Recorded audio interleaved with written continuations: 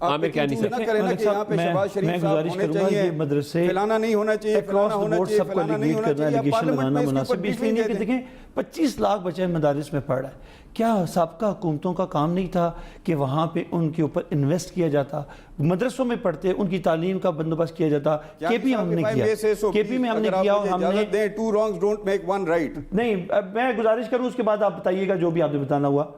میں صرف یہ کہہ رہا ہوں کہ کیا اس وقت یہ گورنمنٹ جو 40 سال 30 سال سے گورنمنٹ چل رہی ہیں، کیا جو بچے مدرسوں میں کیوں گئے ہیں، ریزن کیا ہے؟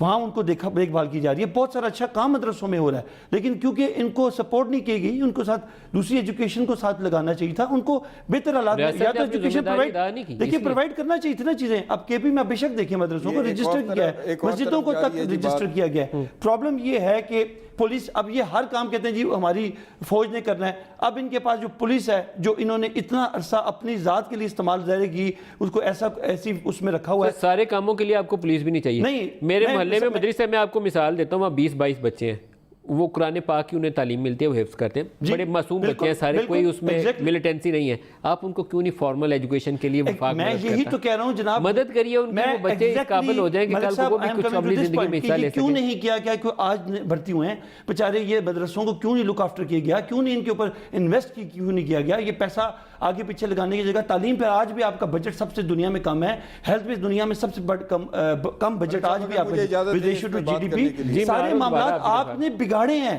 اگر یہ سب کچھ ہوا ہے تو آپ ذمہ دار ہیں سب کا حکومتیں.